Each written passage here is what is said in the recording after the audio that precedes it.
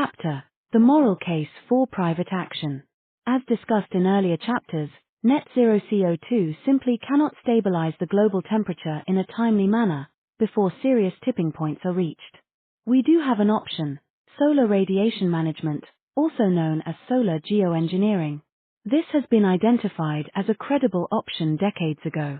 It is not an either-or choice. We can do both. But the proponents of net zero are not taking the sheer scale and urgency of climate change measures seriously enough. They must surely know that net zero has no chance of working quickly enough. Governments and pseudo-government organizations have had decades to do solar geoengineering, but have utterly failed to do anything at meaningful scale. If global heating really is the serious situation that we are frequently told that it is, and with increasingly serious severity, then private companies and philanthropic wealthy individuals need to fill the gap. And do so without delay. Waiting for dithering governments to act will mean that we far overshoot many tipping points, thus making it doubly difficult to do corrective action when at last these governments finally decide to act. Two approaches have been described in this book: the use of sulfur dispensed, preferably, in the stratosphere, and as a secondary preference far out at sea, and fine spray of sea water, out over the oceans, for marine cloud brightening. But we need to realize that some people do not like chemicals, even though sulfur is a necessary building block of all life forms on Earth. We would not exist without sulfur. And at levels needed in the stratosphere, it is at least 2 orders of magnitude lower than is harmful to human health. If there is too much opposition to sulfur, then as an alternative, or stopgap, then salt spray needs to be deployed with great urgency right now. Nobody can object to salt. Why would anybody pay? We can set up a cooling credits market, and companies and concerned individuals can buy these credits in order to offset their own contribution to global warming. Carbon credits have this aim, but in reality some of the projects that they fund are of questionable value. Yes, trees do soak up CO2, but so did the plants that were growing in the areas where the trees are planted. It is disingenuous to only count the tree absorption CO2, without subtracting the CO2 that the existing plants would have absorbed anyway. Those who are selling cooling credits into the market would have very rigorous independent checking of the efficacy of their techniques, whether spraying salt mist, or placing sulfur in the stratosphere, or by other new techniques not yet considered. Insurance companies would find it in their best interest to fund it too. The strength of hurricanes would be reduced by spraying salt water. It cools the sea, so there is less heat energy to drive hurricanes. If it results in even a 10% reduction of insurance claims, then that would very easily pay for salt spraying in the ocean regions where hurricanes develop. In the Caribbean would greatly protect the east coast of the USA. In 2005, Hurricane Katrina caused immense damage in the USA, estimated cost at well over $100 billion, with the tragic loss of 1,836 lives. Here is its track. We cannot claim that salt spray would completely eliminate the threat from hurricanes. But suppose it did reduce the damage cost by 10%. That is $10 billion saving in the case of Katrina. A few years ago, Professor Stephen Salter calculated that a fleet of salt water spraying vessels would cost £100 million. Okay, allow for inflation, that is still far lower, by 2 or 3 orders of magnitude, less than the cost of a major hurricane. And many thousands of lives would be saved too, over the years, by reducing hurricane severity. Professor Salter and others have started an organization, Rebrighton. The moral case for urgent action by non-government organizations has been published in this paper: Legitimacy and Justifiability of Non-State Geoengineering. If we wait for governments to act, we could be waiting for several decades.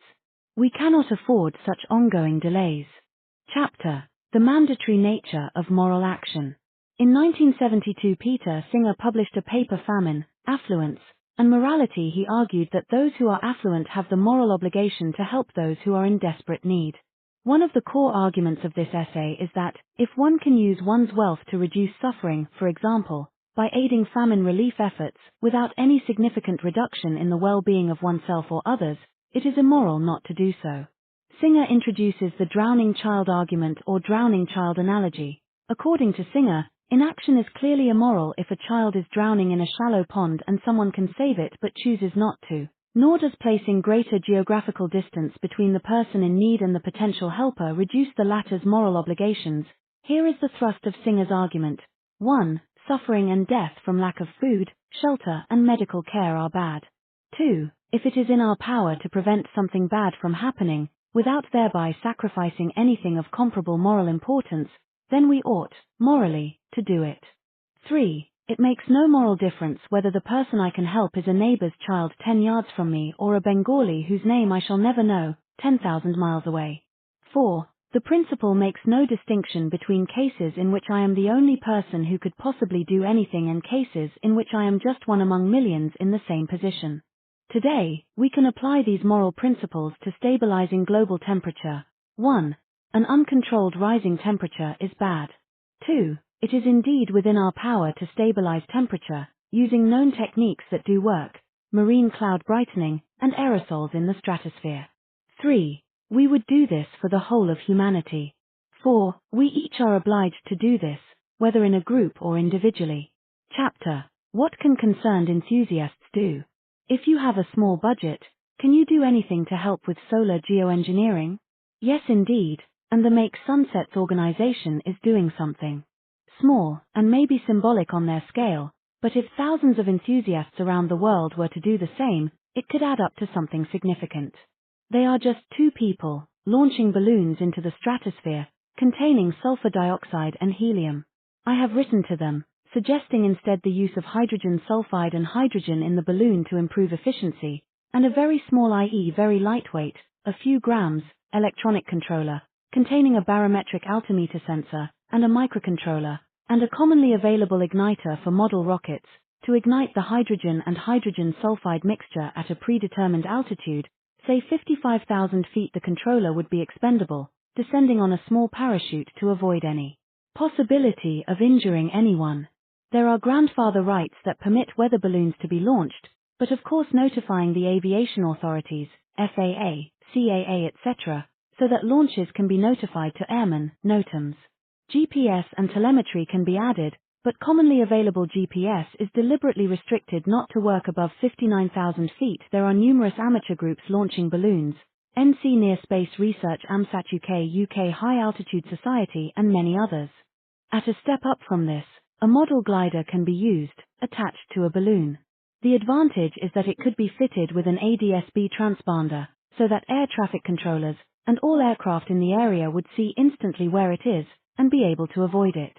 Powered aircraft are obliged to avoid gliders and balloons, just as powered boats are obliged to avoid sailing boats. Common sense must be applied, and not do this anywhere near an airport or flight path corridor. At altitude, the glider would release from the balloon and glide back to the launch point. Someone has already been doing something similar, and attained an altitude of 90,000 feet. See YouTube Cloudless, Near Space Glider 90,000 feet release. What an amazing video, showing a model glider at very high altitude, with the curvature of the Earth clearly visible. Surely any radio control hobbyist would want to get involved in such an activity, particularly if they can derive a comfortable income by selling cooling credits into the marketplace, and better than that, they would feel a sense of virtue and purpose, helping to stabilize global temperature, while doing something fun and exciting, and they would undoubtedly post their videos on YouTube. A friendly rivalry league table would show who could deliver the most sulfur to the required altitude per sortie. Maybe 2 kilograms to 55,000 foot altitude can be achieved. Having a monetary value of cooling credits of an anticipated equivalent to 2 by 1,000 x 35 pounds equals 70,000 pounds, which is not bad for a few hours of enjoyable work. 35 pounds is the value of 1 ton of CO2 carbon credits at the time of writing. Assuming 1 ton of sulfur cancels 1 million tons CO2. Here is a screenshot from the video.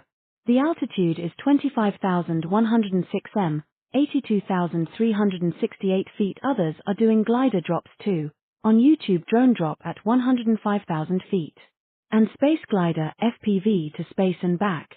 And NSL 49 glide from 115,000 feet. If the glider is attached to the balloon oriented upside down with the nose of the glider above the horizon, then it will be able to move forward and steer during the ascent.